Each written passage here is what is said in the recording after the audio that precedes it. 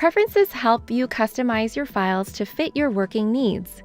Any preferences you set will apply to all of your files across Figma. For this course, we recommend enabling the Property Labels preference to help you become familiar with the different properties available in the right sidebar. Select the main menu in the left sidebar, hover over View, and select Property Labels.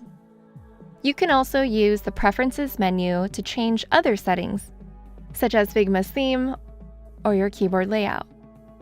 These preferences can be updated at any time, so feel free to try things out and find what works for you. Before moving on, make sure you have named your file, added 2 additional pages, and enabled property labels. In the next video, we'll kick off our design process by building a hero for our portfolio's landing page using shapes, text, and frames. See you there!